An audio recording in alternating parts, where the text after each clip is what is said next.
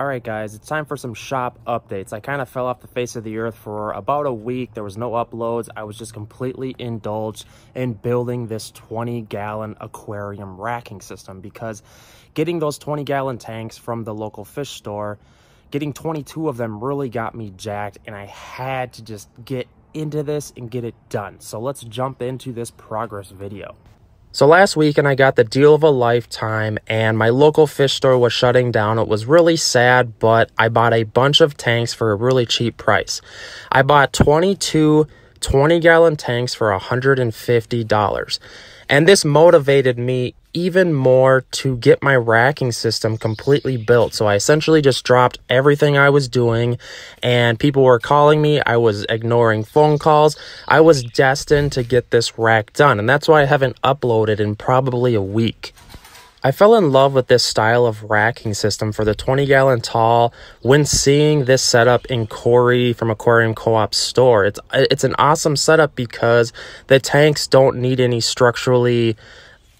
underneath it, and you can still have the room to get inside the tanks. You'll see it here in a little bit. But guys, I gotta say that this was probably 10 times more the work than I thought it was going to be. And it doesn't look like much to build this, but this wall is 35 feet long and it was just crazy. So what I did was I drilled some holes through each beam here and I run a 3/8 inch bolt through there just for structural strength essentially. And I maybe just could have used screws or nails, but I like the idea of a bolt, and I did notice that the same design in Corey's store, they did use bolts, and it's just a good idea.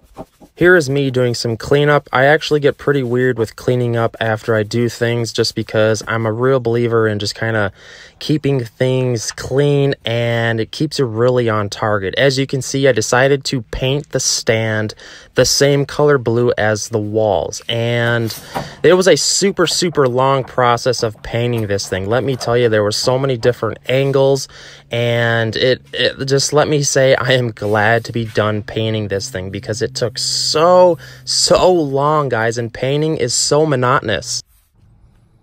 So after hours and hours and hours of painting that stupid rack, I had no idea it was going to take so long. I am finally finished with the rack. Let's take a look.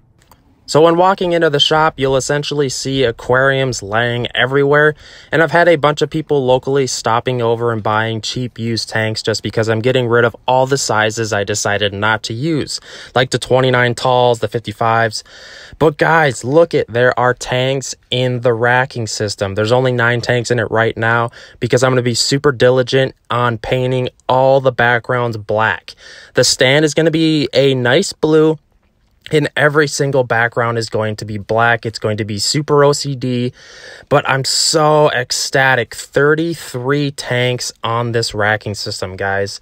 But my question to you is, I need a cheap DIY bulkhead idea because all the bulkheads that I'm finding are like $6 a piece.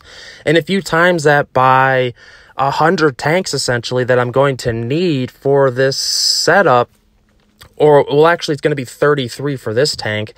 And also, where should I drill the bulkheads? Should I put them on the side or should I put them on the back? You know what I mean? I'm worried about drilling the back of the tanks with them already painted because when you drill them, you're supposed to use water. And I'm worried about the water getting in the way of the latex paint and wrecking the backgrounds on the tanks. But yeah, I definitely need a cheap DIY bulkhead because I'm going to have 33 of them in this racking system by itself. And where should I drill them? Because I initially was going to put them on the sides, but it would almost be too crowded to do that because there's not enough room to do it in this racking system. So I am reaching out to you guys. I do need some help. I want to get to drilling these ASAP.